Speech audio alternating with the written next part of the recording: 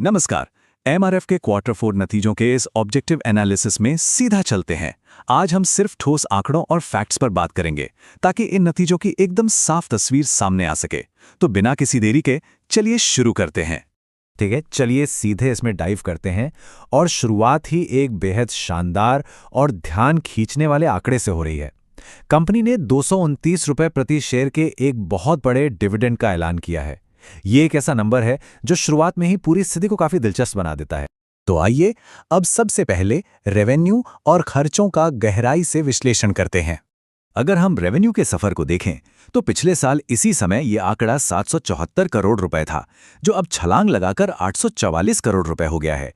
साल दर साल के हिसाब से देखा जाए तो ये 14% का एक बहुत ही सॉलिड जंप है। हाँ, अगर पिछले क्वार्टर के 850 करोड़ रुपए से तुलना करें तो ये नंबर लगभग फ्लैट सा दिखता है।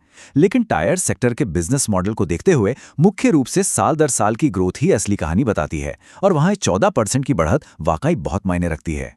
अब इन नंबर्स को बाजार की उम्मीदों के तराजू पर तौलते हैं। एक तरफ एमआरएफ का इस क्वार्टर का एक्चुअल रेवेन्यू है जो कि 8,444 करोड़ रुपए है, और दूसरी तरफ बाजार का जो अनुमान था वो 8,100 करोड़ रुपए का था। हम सिर्फ सोर्स से मिले इन दोनों आंकड़ों को आमने सामने रख रहे हैं ताकि उपलब्ध डेटा का एकदम सीधा और तटस्थ आकलन किया जा सके। कमाई की बात तो हो गई, अब जरा खर्चों के ब्रेकडाउन पर भी नजर डाल लेते हैं। पिछले साल खर्चे 6531 करोड़ रुपए थे, फिर पिछले क्वार्टर में ये बढ़कर 7179 करोड़ हुए, और अब इस मौजूदा क्वार्टर में ये 7267 करोड़ रुपए तक पहुंच गए हैं। ये खर्चों में एक बिल्कुल स्थिर बढ़त है जो ऑपरेशंस के नॉर्मल विस्तार को दर्शाती है। चलिए अब बढ़ते हैं उस हिस्से की ओर जिसका सबको सबसे ज्यादा इंतजार रहता है, यानी शुद्ध मुनाफा। और ये नंबर्स बहुत ही शानदार तरीके से बताते हैं कि कंपनी ने असल में कितना पैसा बचाया है। पिछले साल नेट प्रॉफिट 510 करोड़ रुपए था, जो अब उछलकर 702 करोड़ रुपए हो गया है।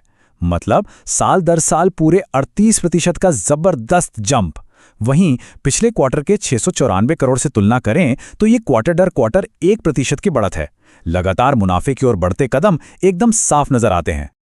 लेकिन कहानी में एक बड़ा ही दिलचस्प मोड़ है।